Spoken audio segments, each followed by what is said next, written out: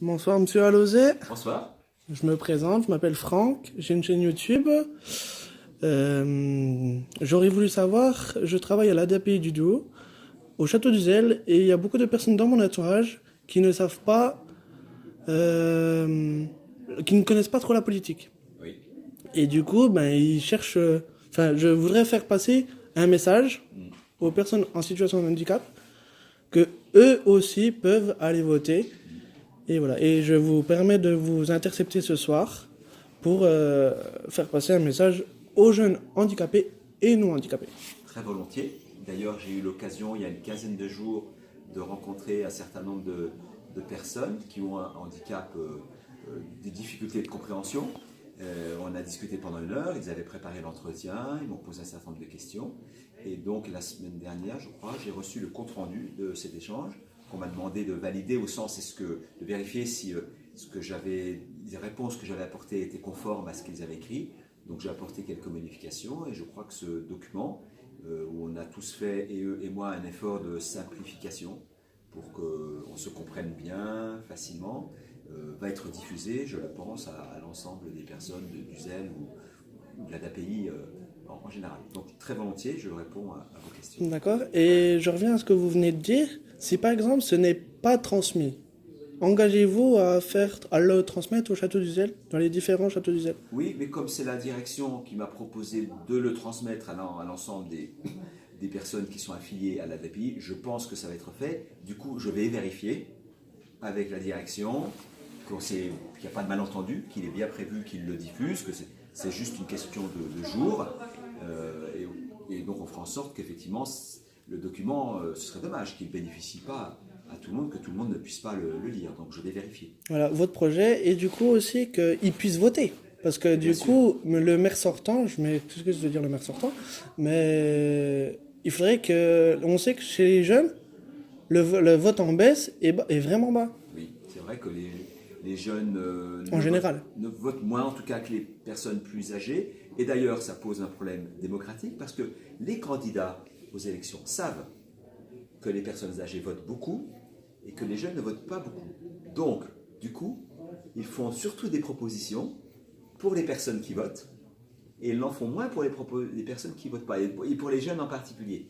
Donc c'est vrai que c'est important que les jeunes manifestent, enfin expliquent et montrent par leur vote qu'ils sont intéressés. Du coup, les candidats aux élections s'intéresseront plus à eux. Donc c'est important de faire ce geste d'aller voter.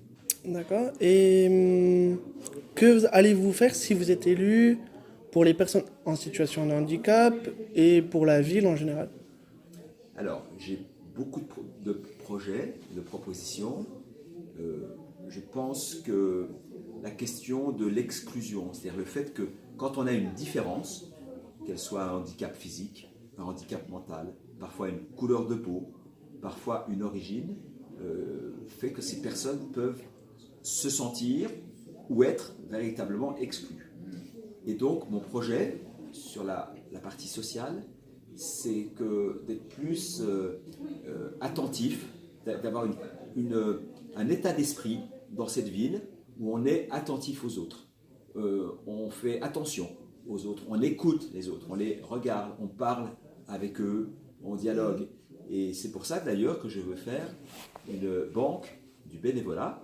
C'est une forme d'association où les gens qui veulent aider les autres peuvent s'inscrire pour participer à aider les personnes âgées qui sont isolées, pour aider des personnes handicapées, pour sortir avec elles, pour les guider dans des démarches à la mairie ou dans autres administrations.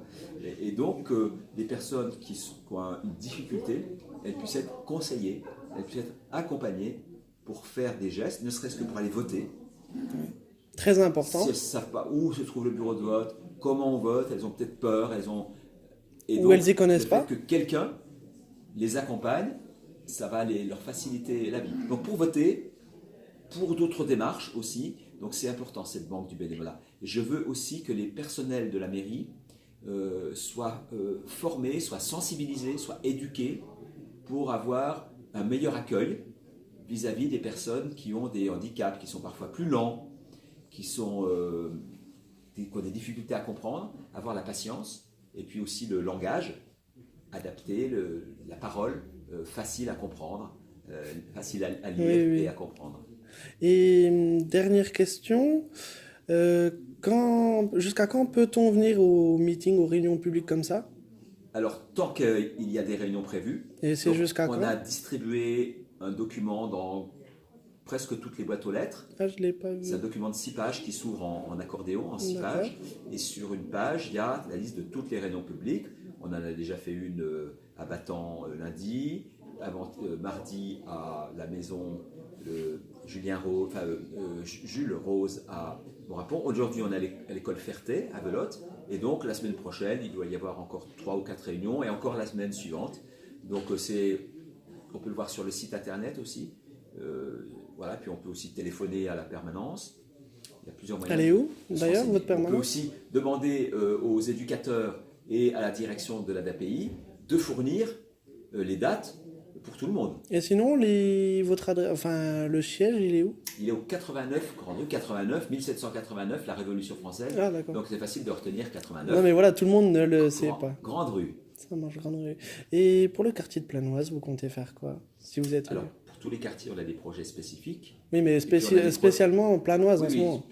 Spécialement Planoise. On a des projets tout simples et puis des projets plus compliqués. Projet tout simple, par exemple, c'est d'empêcher la circulation des scooters dans l'espace piéton autour de l'Intermarché et de la partie piétonne, parce qu'il y a des jeunes qui passent en rodéo, qui menacent de bousculer des personnes âgées ou pas âgées d'ailleurs. Donc là, on va fermer pour que les scooters, les gens puissent circuler à pied facilement.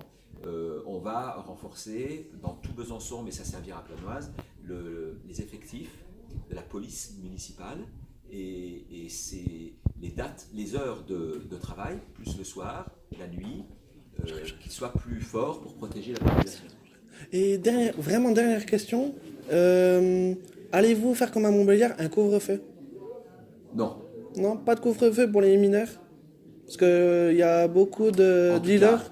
Enfin, je parle du quartier de Planoise. En tout cas, si on regarde, il faut être très concret, très pratique, très objectif. Ce qu'il s'est passé là ces jours-ci, les fusillades, ça s'est passé à 18h, ça s'est passé à 16h, donc un couvre-feu n'aurait rien changé.